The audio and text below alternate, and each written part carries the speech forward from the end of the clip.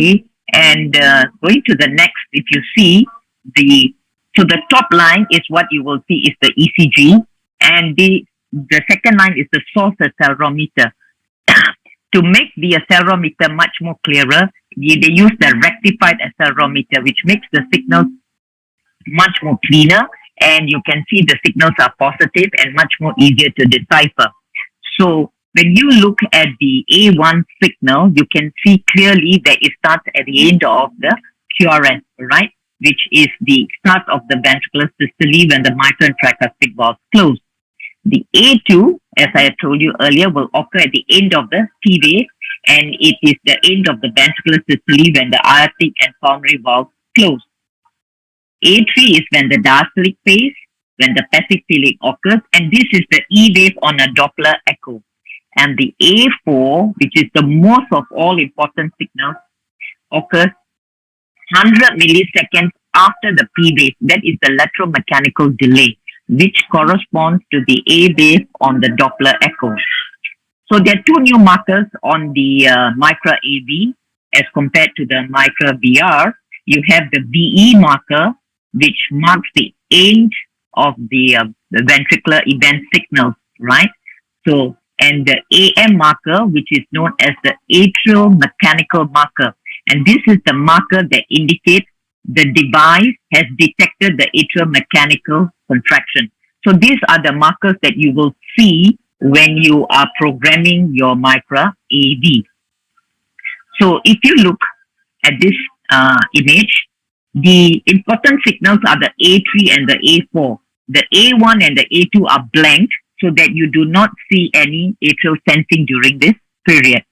The A4 signal is the most important signal because the device has to be able to detect the atrial contraction and then provide the AV synchrony.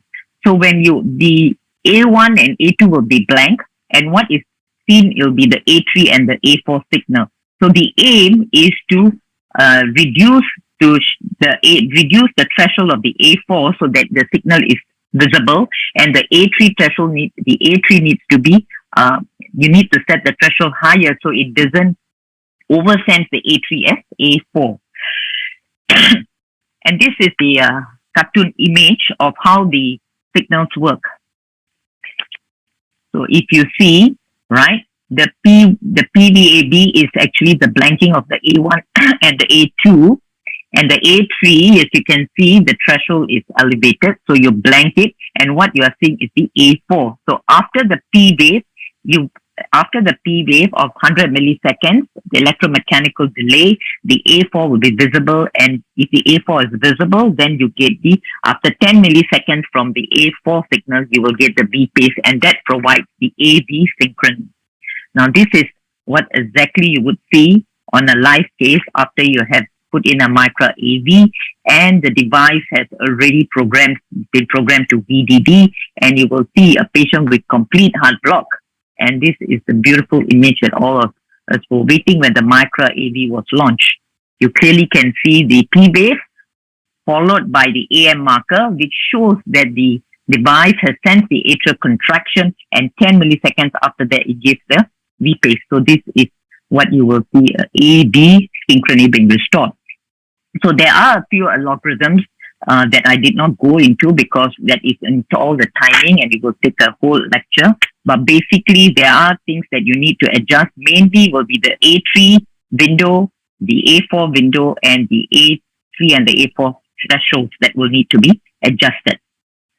So in the Marble trial, what they found was the AV synchrony by using this MICRA AV was in the range of about 87 to 90%. The reasons why the AV synchrony is low is because either you do have a low A4 amplitude, that means the atrium doesn't have a good atrial contraction and you can't pick up the mechanical contraction. That's the time when you get undersensing, or you have a huge amount of PACs and CDCs, or you have sinus arrhythmia. That was the main reason for having a low AV synchrony rate. If you look over time, the AV synchrony was maintained, and so was the atrial detection rate. With the VDD pacing compared to the patient in BBI, there was an improve in the LVOT DTI, which was significantly better in the VDD pacing group. Now, so what are the considerations? Where would you want to give in the patients with this MICRA AV? Generally, it's an alternative to dual chamber pacing. You would look at patients who have paroxysmal or permanent high AV rate block in the absence of AF or symptomatic tachybrady syndrome. You have to consider when you are giving a MICRA AV to a certain group of patients, especially those patients who have high sinus rates requiring atrial tracking, especially young people who are very energetic and they have high rates. In that case, this will not be an ideal device. Sinus node disease, because you want to pace in the atrium. The MICRA AV at the moment only senses in the atrium. In the future, there will be other technologies. The MICRA will definitely come up with technologies when it will be able to pace in the atrium. A weak atrial contraction, right? If there's a weak atrial contraction, it's not going to be able to pick up the A4 signal. People who become symptomatic when there's loss of AV synchrony, or when you get a lot of PVCs coming in, and this doesn't allow you to sense the atrium. So how are the implant steps done? Generally, the procedure involves, is done via the right femoral vein, involves the puncture. And the thing about this device, the dilator, the sheath is a inner diameter of 23 French and an outer diameter of 27 French. So the vascular access is very important. If you look in the IDE trials, one of the major complications was assessment of the vascular complications. So it's very important getting a good vascular access. Dilating the vein with preparing the vein prior to deploying. So you use a 12 and an 8 millimeter dilator. Put in the MICRA delivery sheet, right? And then after that, you will put in the MICRA delivery tool. Bring it up to the right atrium, unsheath the device. There is a deflect the catheter, right? Take it to the apical septum. The idea is to go to the septum rather than the apex, where chances of causing a pericardial tamponade is high. Release the tether. Apply a forward tip pressure on the deployment knob, right? And unsheath the device. When you do that, the tines get attached to the myocardium. And this technology was the one that took them some time to develop, and it's really a tremendous technology. If you look how they developed the tines, you can see how you need the minimum of 2 times to have a holding force of 15 times for prevention of dislodgement. This was really amazing when they took to build this tines. After you have deployed the device, you would check the electrical. And once the electricals are good, you can remove the sheath by cutting remove the tether first. By cutting one of the tethers, and it's like a pulley, you pull it off and the device is good to go. And sayonara, the device is left inside. And after that, you close off the device. There are a few contraindications where you will not be able to put in a MICRA. It's mainly those patients who have an implanted IVC filter, because you're using the root to get into the RV, or a mechanical tricuspid valve. Of course, there are people who have put it through the IJC route, and you can avoid in those instances if you have a implanted IVC filter. If you have a implanted cardiac device that's providing active cardiac therapy, then you can't, because there may be interference. If you have a femoral venous anatomy which is unable to accommodate a 23 French introducer, but as I told you, there are people who are implanting it from the IJC. You're unable to implant to the right side due to certain reasons, such as severe toxicity. Of course, there are some of the other indications like intolerance to steroids, heparin, intolerance to materials within the IFU, and sensitivity to some of the media. Currently, MICRA has taken a global adoption. As mentioned much earlier, there are 150,000 patients in over 75 countries across the globe. 75 countries, 7,600 plus certified MICRA implanters, 200 over manuscripts, and 17,000 followers, patients followed in research activity. And of course, the future is here. You are going to hear much, much more about this leadless device, and they are here to stay. And in that, I'd like to thank you. Well, I thank you, Surinder, very much for the deep dive into the technology of the MICRA and the AV. We're going to switch gear a little bit, and we'll be talking about conduction system pacing.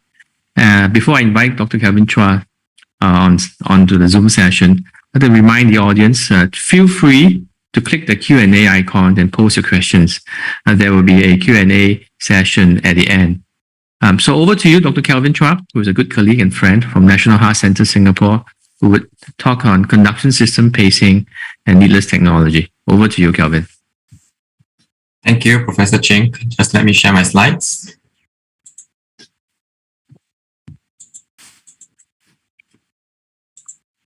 Yes, I see your slide. Yes. Thank you for the kind invitation, especially to Medtronic and APHRS. Just a little publicity, the APHRS is in Singapore this year. We hope to see everyone in person, hopefully very soon.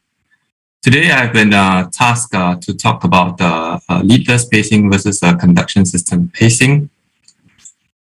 It's important that I receive some honorarium from various pacing and device companies. So for the purpose of this talk, I will be talking, of course, about the leadless pacemakers. I think the two speakers prior to me has covered extensively on the background and evidence. The main focus is really who and which type of patient should be recommended for the leadless pacing and conduction system pacing. And maybe I'll try to give an Asian perspective in light of our local reimbursement policies. So really, cardiac pacemakers have evolved over the past 70 years, from the very beginning in 1950, where pacing was achieved using a large external alternating current power devices which had to be pushed around. Subsequently became wearable, a transistorized battery-powered pacemaker. And there was a paradigm shift in 1958 with the introduction of a first entirely implantable pacemaker, comprising of an extravascular pulse generator connected to a transvenous lead in contact with the myocardium. And truly, following this, there hasn't been much of a technological advancements in terms of hardware until the approval of the leadless pacemaker in 2016. And of course, in the future, who knows, we may be looking at batteryless pacemakers, harvesting cardiac motion, generate current, biological pacemakers. I've also seen some case reports on solar pacemakers. So all these are really a very exciting future. So actually, the leadless technology has been around for over 50 years, and this article was published in 1970, implanting a nuclear-powered, self-contained leadless intracardiac pacemaker in the dog, with the potential to last 5 years. I just brought these pictures out just so you can see the design. It really bears some resemblance to the leadless pacemakers that we use currently. So how does the leadless pacemaker compare with traditional transvenous pacemakers? Actually, this was probably extensively covered by prior two speakers.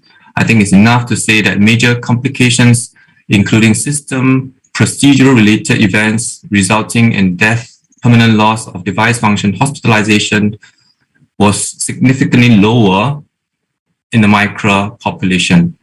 And this really translated to a 63% lower risk of major complications with the MICRA compared to traditional transvenous pacemakers. What about the risk of complications with the leadless pacemakers? This has also been covered, but this is the largest, most contemporary retrospective database studying leadless pacemaker implant procedures. And this was just published in Heart Rhythm in August this year. And this characterized outcomes and rates of complications for patients during index admission and 30 days readmissions, and a total of over 7,000 patients receiving a leadless pacemaker, and total procedural related complications actually amounted to about 7.5%. And the predictors for immediate procedural complications included congestive heart failure, end-stage renal disease, and coagulopathy. While this data may suggest that maybe we should not be implanting a leadless device in these groups of patients, But I want to emphasize that it is actually these group of patients who are at increased risk of complications no matter what we do. And perhaps it might be a better option to do a less invasive, less complication procedure such as a leadless device. So this is data coming out from the MICRA CED registry. It's important to note that the leadless pacemaker patients cohort were more likely to have end-stage renal disease, renal dysfunction, atrial fibrillation, previous myocardial infarction, and higher comorbidity index. And this really reflects what we are doing in our clinical practice. We are actually choosing to implant the leadless pacemakers in sicker patients with more comorbidities.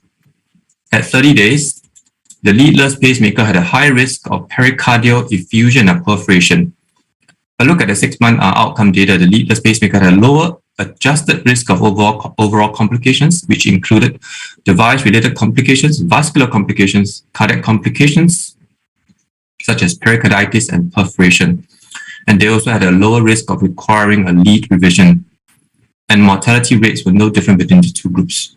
Of course, this is non-randomized data, but this really tells us that despite a higher risk cohort, which were implanting the leadless pacemakers, they had an overall lower procedural and device-related complications at 6 months. So we were talking about this signal of an increased risk of effusion or perforation. Is this real? So we can see that the progression of the MICRA, IDE to CA to PAR registry, that the pericardial effusion rates continue to fall, suggesting maybe there's a learning curve to this procedure.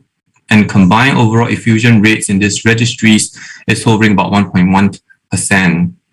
And I think this is something that we are learning, and increasingly implanters are being cautioned not to implant the leadless pacemaker at the true apex, but rather at the apical septum or higher. And this is a risk score published in Europace in July this year, telling us some of the factors that can affect the risk of perforation.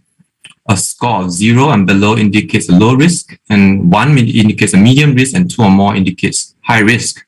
In the high risk cohort, the risk can be as high as 4.3%. And the Medtronic has released a set of guidelines to manage these high risk patients during implantation. And basically for high risk patients, the pacing parameters may be suboptimal, and sometimes we end up repositioning the device several times.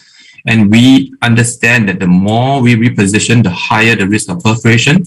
And maybe for these high-risk patients, we should really consider a longer waiting time, maybe between 3 to 5 minutes to reassess the pacing parameters, and always balance the overall clinical status versus the battery longevity before repositioning a device in the high-risk patients. What about pacing-induced cardiomyopathy in leadless pacemakers? This is a paper published in JCE in 2021. And this compares the incidence of pacing-induced cardiomyopathy between the two modalities of pacing. This study included 131 patients with transvenous pacing versus 67 patients with leadless pacing.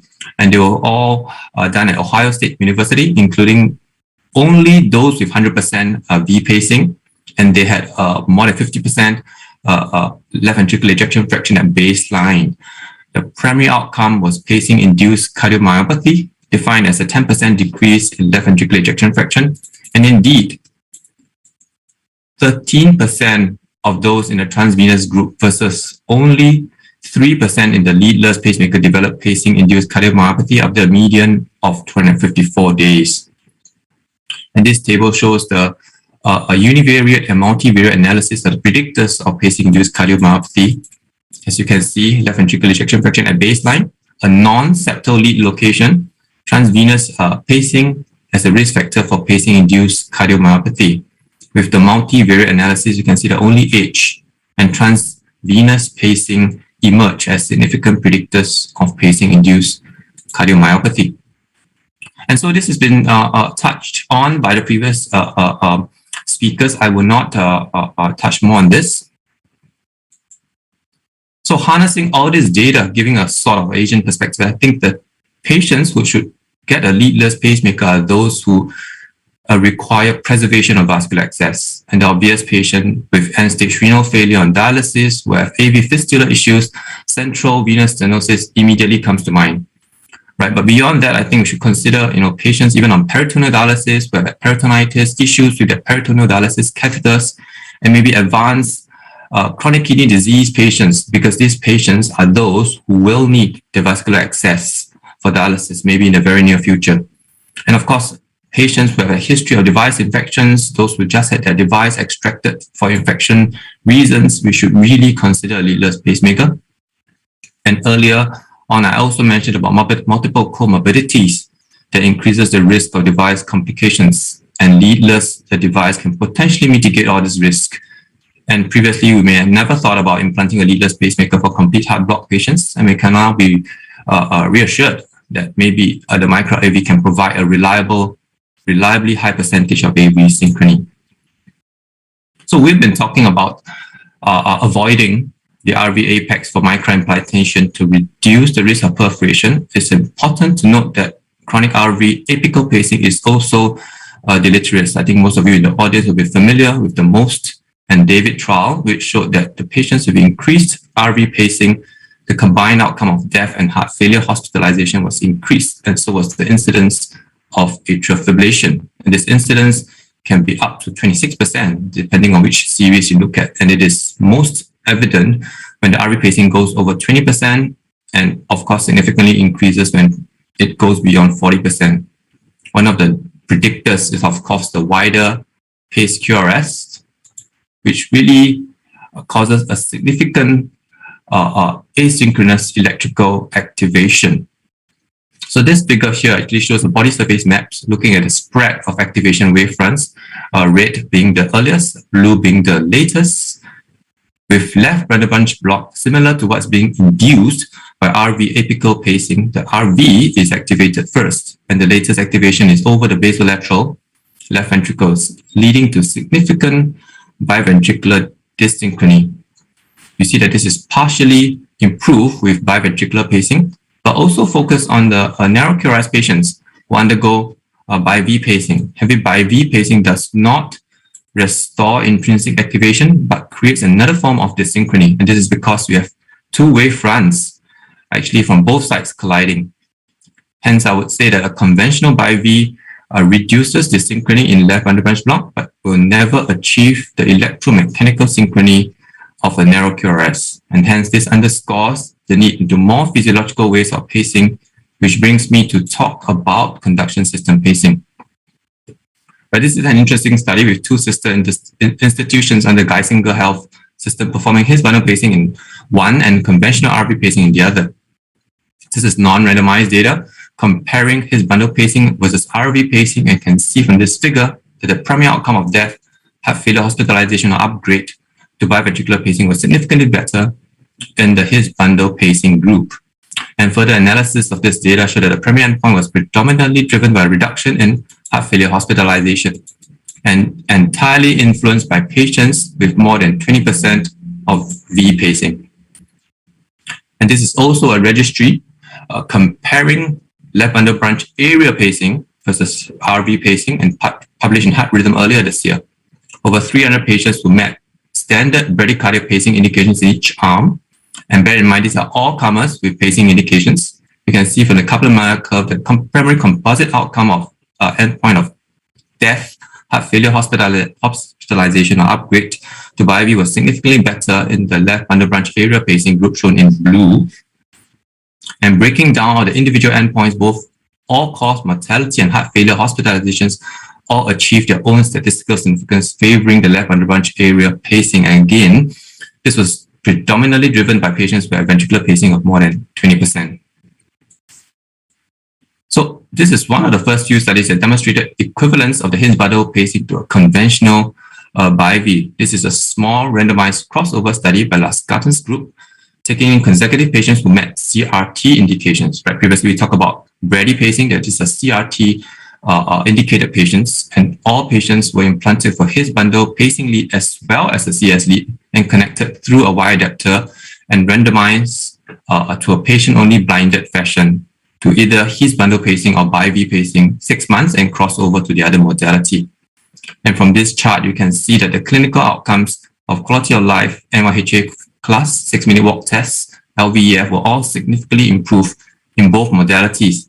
compared to baseline, suggesting an equivalence for conduction system pacing and traditional IV.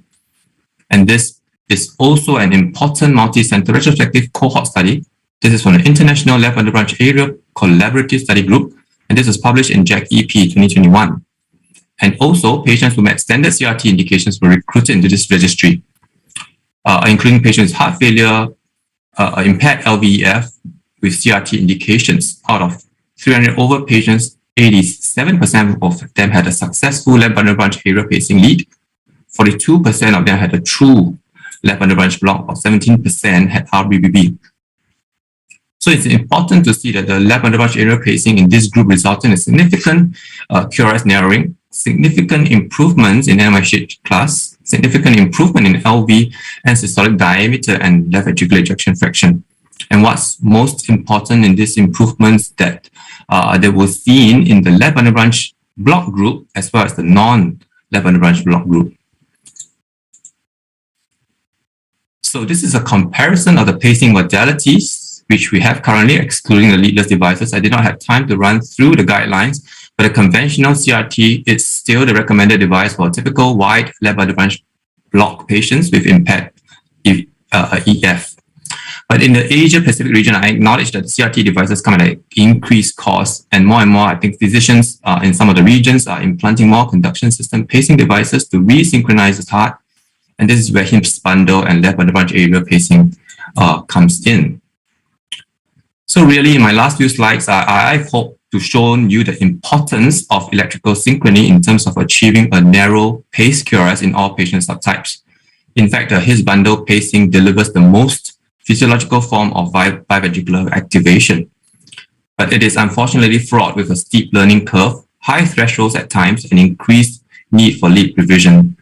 Left bundle branch area seems to circumvent some of these HIMSS pacing limitations. We have now observation data that conduction system pacing can be beneficial in a wide range of patient indications, and this includes all comers with bradycardia pacing indications, those with CRT indications, and even those with pacing-induced cardiomyopathy, and even those with a post-TAVR valve or myectomy. Of course, I didn't have enough time to show you some of this data. And again, I must emphasize that large randomized data is lacking and longevity data is lacking. And I believe society committees are also waiting for more data to update the guidelines. But I do believe the results are very promising, and conduction system pacing will likely become the standard of care in the very near future. So in my conclusions, I want to emphasize again that conduction system pacing provides physiological pacing and should really become the standard of care. Of course, we eagerly await longevity data and randomized data, but I think, again, this is truly one of the very few occasions where electrophysiologists have changed our way of practice ahead of guidelines and large randomized trials, and because we believe in the physiology behind it. Leadless pacemakers, as mentioned by the prior two speakers, should really be recommended in patients with vascular access issues and prior CIED infections. This is very obvious to me, but I think we should expand the thought about the indications to patients who may be very elderly, numerous comorbidities, because the leadless pacemaker has been demonstrated to have a lower device and procedural related complications. And also think about those who may benefit from preservation of vascular access, especially in those with anticipated low pacing burden, increased risk of infections. But again, I want to recognize reimbursement issue in Asia is a major problem. And as physicians, we often have to make the call to provide the most cost-effective care, which may or may not be the best solution. With that, I thank you for your time.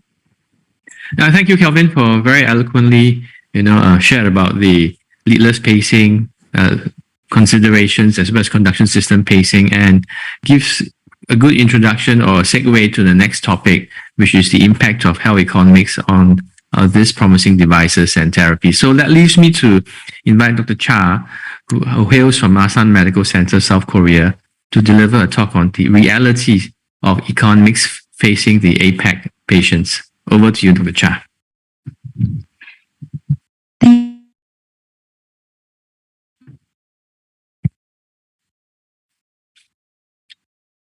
The Asan Medical Center in Seoul, South Korea. Before I begin, I'd like to thank Medtronic for having me here.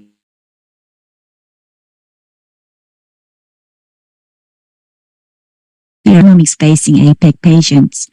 As the title says, sometimes we cannot provide patients with MICRA due to its cost issues, and I'd like to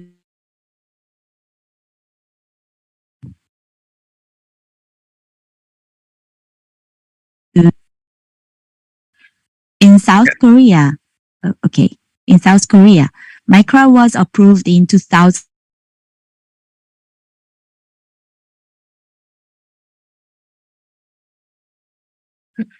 And became available. I must say that the internet is a little lagging from your site, and we are not able to see your slides yet.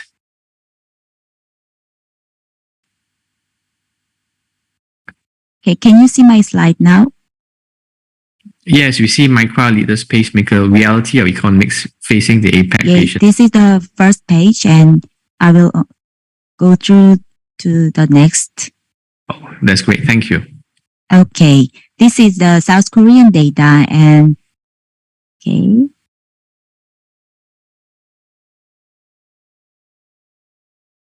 A bit time left.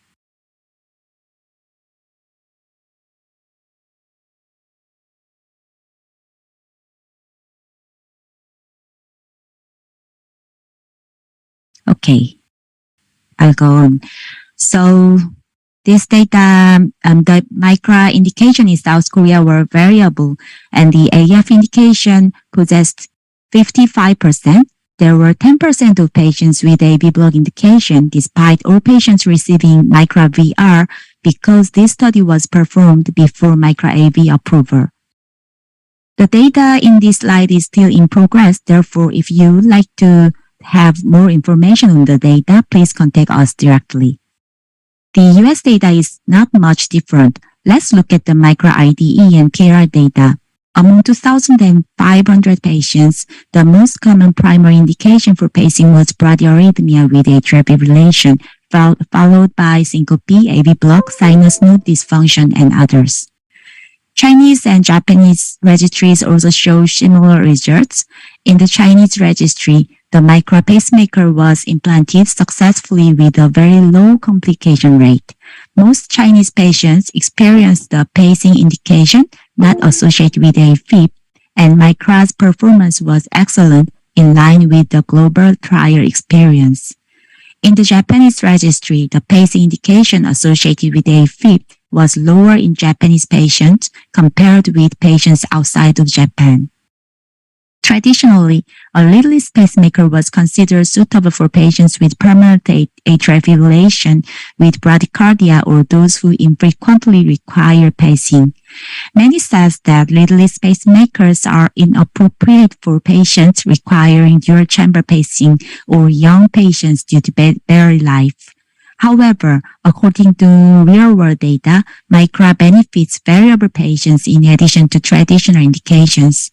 In this study regarding the age impact on patient selection in leadless pacemaker implantation, about 4,000 patients from the MICRA IDE and global trials were included and divided into age groups. Patients under 40 were predominantly female and had fewer comorbidities compared with older patients, and younger patients were more often implanted for indication other than AFib, which may indicate that physicians believe the benefits of leadless pacing outweigh the risk of transvenous pacing in this young population. I'd like to share 3 MICRA cases in which patient satisfaction was very high after the pacemaker was implanted. The 81-year-old patient had recurrent syncope due to the paroxysmal AV block 1 week after TAVI procedure. AV block was transient, less than 10 seconds. The TAVI procedure was so successful that the operator and patient expected to recover the AV conduction, but the discharge was delayed due to repeated fainting. It is well known that most patients who receive pacemakers for AV block after TAVI procedure usually recover AV conduction. So the EP team recommended MICRA, and the next day following the MICRA insertion, the patient was discharged from hospital. In this case, the patient satisfaction was very high. Another elderly patient suffered from recurrent pocket site infection. In 2004, we repositioned his pacemaker to the opposite side, but in 2021, he visited the clinic with exteriorized device. In this case, what is the choice? 1. Pacemaker system removal and temporary pacing with 2 weeks of antibiotics followed by pacemaker implantation to the opposite side again, or to epicardial pacemaker insertion, or pacemaker system removal and temporary pacemaker insertion, and then MICRA. Number 4, pacemaker system removal and the same-day MICRA. Our team decided on number 4 because MICRA had significant data regarding the low risk of pacemaker-related infection, even in systemic infection situation. Fortunately, there was no evidence of systemic infection in this patient's case. The patient satisfaction was very high. This patient will never experience pocket or lead-related problems again. Our third patient.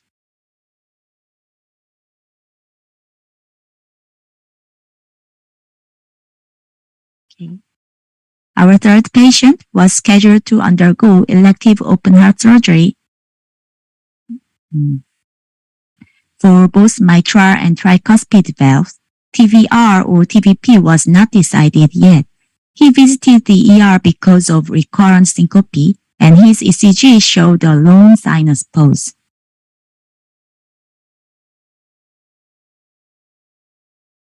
In this case, what is the choice? We decided on number 4 and put MICRA first. The surgery was successful and the patient is still happy.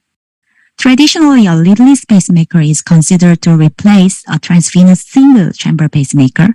Many studies show favorable complication rates for leadless compared to transvenous single-chamber pacing therapy at mid-term or long-term follow-up. In a Korean nationwide cohort data, 12.5% of first pacemaker implantation was a single-chamber pacemaker. At least for these patients, a leadless pacemaker such as MICRA might be helpful. Therefore, we expect patients with indications for single-chamber pacemakers to get MICRA. Moreover, there are patients who would benefit from MICRA beyond its current indications. However, the reality we face is different. The MICRA has many advantages over the transvenous pacemaker, such as patient convenience, less invasive, less recovery time, no skin wound or scar. Patient can maintain shoulder mobility, better QOL. For the operator side, we spend less time on implantation, and there is a smaller dose of irradiation. MICRA has no vascular complication and no lead-related complications. No pocket infections, no hematoma, no pneumo or no hemothorax. However, the battery life of MICRA is shorter than the conventional pacemaker. Device retrieval is possible but limited. These are expected to be improved by technological development. But the high cost may be a major hurdle for a pacemaker paradigm change. The cost problem and cost effectiveness differ across countries. In APEC, MICRA launched in 18 regions. Different regions also have different commercially available years. Although the launching time was different, MICRA's market size varies greatly depending on each country's situation. As MICRA is a very expensive medical device, the status of reimbursement and the cost coverage differs significantly, and it seems that it has had a great influence on the expansion of each country's market size. How are device reimbursement systems different in each country? We conducted a survey on this question. In many countries, there are government subsidies for MICRA devices or procedures, and many countries also have private insurance. In Thailand and Australia, some hospitals have their own funding. Let's look into the percentage of the reimbursement. Japan's government pays 100% for the MICRA device, although the South Korean government pays 50%. The patient cost burden also changes depending on the region and private insurance status in a single country. As a result, according to the system, the final amount paid by the patient and government or private insurance company are different. Therefore, even among APEC countries, there is a difference in the perspective on cost effectiveness discussion for expensive medical device MICRA. Therefore, regardless of who bears the cost, it is necessary to discuss whether MICRA reduces the overall social costs during the patient's life. Despite the high initial implantation cost, first of all, MICRA reduces many of the complications that occur in transvenous pacemakers. There are many complications related to the transvenous pacemaker, such as pocket bleeding or pneumothorax, cardiac injury or tamponade, lead dislodgement or deep vein thrombosis, and others. Among them, the most of these complications related to the leads and pockets. Complication rates of 12.4% for a mix of single and dual chamber pacemakers at 2 months and 6.9% for single chamber pacemakers at 6 months. Pacemaker complications may pose a substantial burden on patients and healthcare system due to higher mortality rates, long hospital stays, and the need for re-interventions and intensive care. In U.S. data, acute complications occurred in 7.7% of single-chamber and 9.1% of dual-chamber pacemakers. The data shows that most of these complications were attributed to leads, thoracic trauma, and infection. Long-term complications occurred in an additional 6.4% and 5.9% of single and dual-chamber patients, respectively.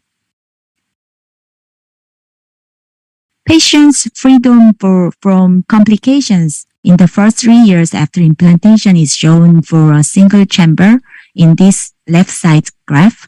The U.S. claim data suggested that transvenous complications are more common than previously reported, affecting nearly 1 in 6 patients in 3 years and contributing to considerable incremental U.S. healthcare costs.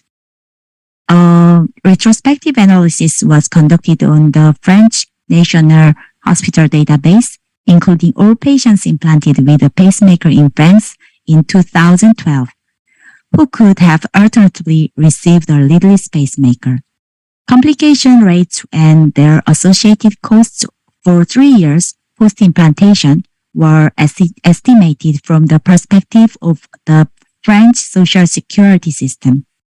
Major complications associated with the lead and pocket of conventional pacemaker systems are still common, and these represent a significant burden to the healthcare system as they generate substantial costs. Patients implanted with a single-chamber pacemaker were also analyzed separately to directly compare the complication rate to the literature. The complication rate was 5%, and the total costs were €6,400, and the complication related to the lead and pocket amounted to 4.7%, and the mean costs were nearly €6,400, which was likely avoidable by the leadless pacemaker. In Korean data, the incidence of device-related infection in the Korean population was 1.41 per 100 person years after the first implantation.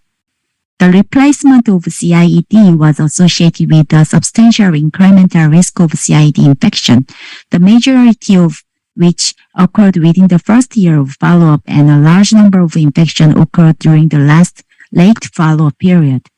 The average cost per person related to CIED infection was $17,000. The average cost of replacement was more expensive than that of the first implantation. The cost-effectiveness data on MICRA is still lacking. However, what's clear that MICRA will definitely reduce patients' complication rates related to leads and pocket.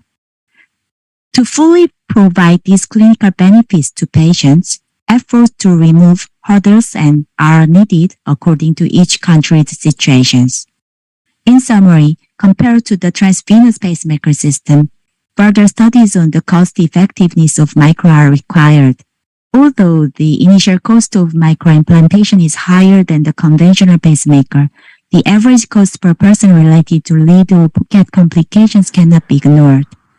Beyond traditional indications of single-chamber transvenous pacemakers, various patients would benefit from MICRA. The overall insurance system needs to be improved so the MICRA's choice is not limited by the initial cost alone. To finish, I'd like to give credit to Medtronic Korea team and who is helping me with these contents. Please feel free to come up to me with any questions or comments. Thank you for your attention. All right, thank you, Dr. Cha, for a very nice talk. May I invite all the speakers to come online?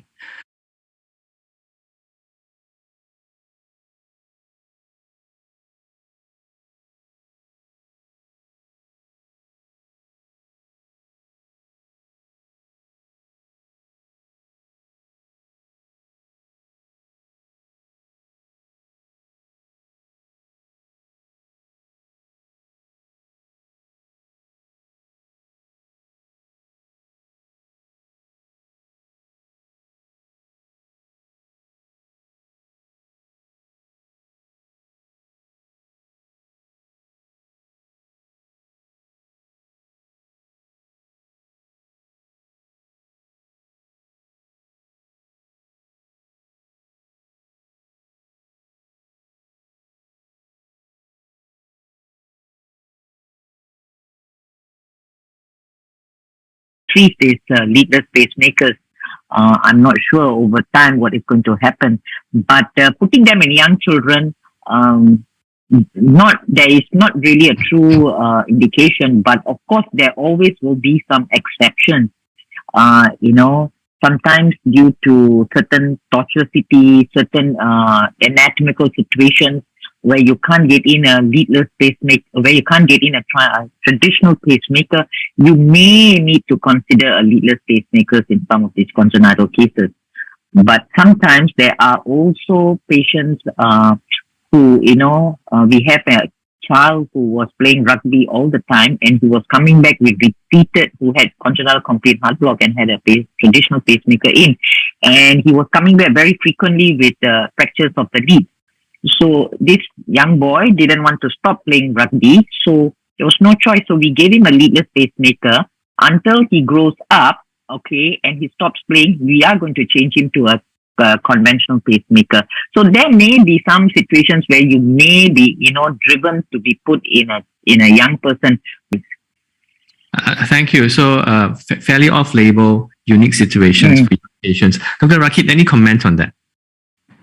Yeah, I would totally agree with Dr. Surinder as well, especially patients who have a high baseline sinus rate, and because of the inability of the device to actually track the atrium at a higher atrial rate, then that basically the patient loses AV synchrony during the higher sinus or atrial rates, especially during heavy activities. But as I highlighted in my slides, I think there is sort of data to show that the AV synchrony may only probably be most beneficial during the resting period, but once the activity commences, then most probably the main thing is the chronotopic increase in the heart rate that drives or provides the majority of the cardiac output rather than AV synchrony. But again, these are definitely not a first line sort of consideration for younger patients. But again, we need to sit down with the patients for sure and just discuss these options. Obviously, younger patients would have other reasons such as cosmetic reasons, and especially when they're playing sports and lifting, especially things like tennis and squash. So they would prefer a leadless pacemaker system rather than a conventional pacemaker system. All right, thanks for highlighting some of the limitation, the inability to extract a leadless pacemaker, unable to support a higher heart rate, and would probably benefit those who are a little bit more sedentary than the young folks running around or exercising. Thanks for very good comments.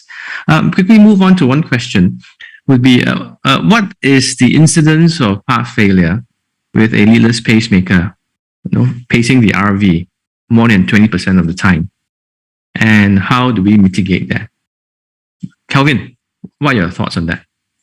Oh yeah, I think maybe I showed a slide earlier on. Actually, it was comparing a transvenous pacing, a traditional transvenous pacing with a leadless pacing. I think the pacing-induced cardiomyopathy was actually much lower.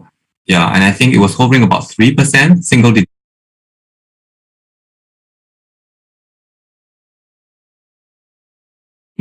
6 to 26%. So that's a rough ballpark figure. We don't know why. I think maybe traditionally leadless, the pacemakers don't have much pacing requirements. So I don't think the study actually stratified the burden of pacing. Maybe the leadless were pacing less. I see. So in that case, the question was, how do we decide on when we pace the RV using a MICRA system, which is perhaps less site selective versus conduction system pacing, which is highly site selective? How do we decide, which approach to adopt? Bearing in mind, I think those are really important questions that we try to address, but definitely a few patient subtypes that population that come to mind are those with poor left ventricular ejection fraction, anticipated high pacing burden, maybe they are young. So those I would really recommend. That's conduction system pacing. And of course, looking at the leadless pacemakers, I've earlier emphasized how we should avoid apical pacing. And actually, we can select a few higher septal positions and this is also extrapolated from transvenous pacing data that maybe septal pacing is no major difference in terms of cardiomyopathy and stuff like that. Yeah, so I just avoid the apex for leadless pacemakers. Thanks. Truly difficult questions. No real randomized or clear data to suggest one versus the other. And we look forward to clear randomized data so that we clearly, understand the results so that our patients may benefit. One technical question from the audience, say that how, if you were to put a lead for conduction system pacing, how do you connect that lead to the port of the generator? I didn't quite get that question, sorry. Say present pacemakers and ICT generators are not made for CSP. So which port of the generator do you use for conduction system pacing? Oh, okay. Yeah, I'm not sure whether I understood that question correctly, but I think we treat a conduction system pacing lead the same way as any pacing lead in the right ventricle, for example, and we would connect it. For a traditional pacemaker, you will connect it to the ventricular port of the generator.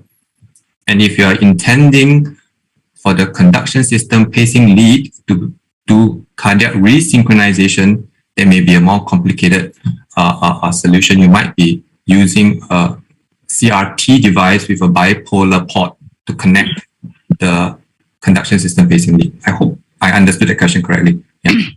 I hope so too.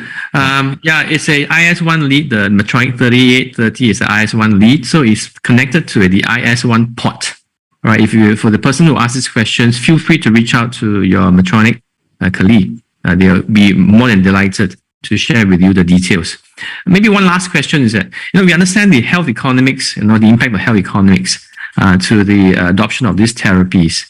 Apart from health economics, Dr. Cha, what are some of the barriers that you see in adopting the MICRA technology in your country and perhaps you may observe in the rest of the region too? So you mean the barriers to adopting the MICRA leadless pacemaker? Barriers? So you mean the difficulties? Difficulty. Okay.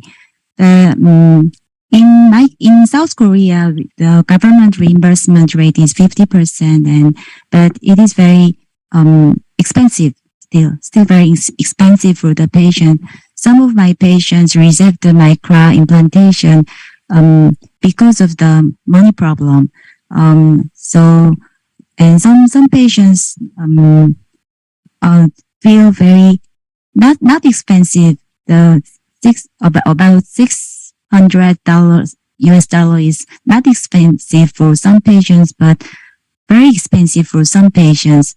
On the perspective of the physician, the patient do not select their treatment choice with the money problem. So the government or other insurance system have to help them who needs help for their economic problem. So the doctor and patient should select the MICRA without worrying about the money. So that's the most important thing to select the MICRA. Got it. Here in South Korea, it's still the financial implication of receiving a MICRA device. What about in Malaysia? Dr. Rakib or Dr. Surinder, anyone? Yeah, so I think the main barrier would probably still be reimbursement because especially in public setting, we really need to justify the reimbursement, especially in the public setting, on why we implant a MICRA over a traditional. But again, the leadless pacemaker option needs to be there. I mean, there's no question that if the need arises, it needs to be there. And usually, if the justification is good, then the funding has no issues with reimbursing the MICRA cost. Got it. All right, maybe Kelvin, just a few sentences. What are the barriers that we see in Singapore? Again, I agree with all the speakers. It's really a reimbursement issues. I think if we can sit down and talk to the health system of each country, and then maybe we can set up some ground rules, for example, for a particular patient cohort, and we determine that this group are those that will benefit from a leadless pacemakers, and then maybe receive a subsidy from the government, and that might be a way out for most Asia Pacific regions, I think, for a start. Just my 2 cents worth. All right. Well, thank you so much for this engaging session. We've gone through a deep dive into the transcatheter technology. We kind of understood which are the patients who would benefit from them. A little discussion on conduction system pacing, and of course, the elephant in the room, the health economics and its impact to all the adoption of all this technology. I learned a lot from the speakers and from the exchange. I hope the audience and attendees have done so too. Apologize for 3 minutes late. I hope that it was a fruitful session for you. May I ask you to, before you leave, click onto the scan the QR code that you may get a feedback from you, so this or such programs can be better done in the future. So thank you, and I wish you a good evening ahead. Goodbye from Singapore.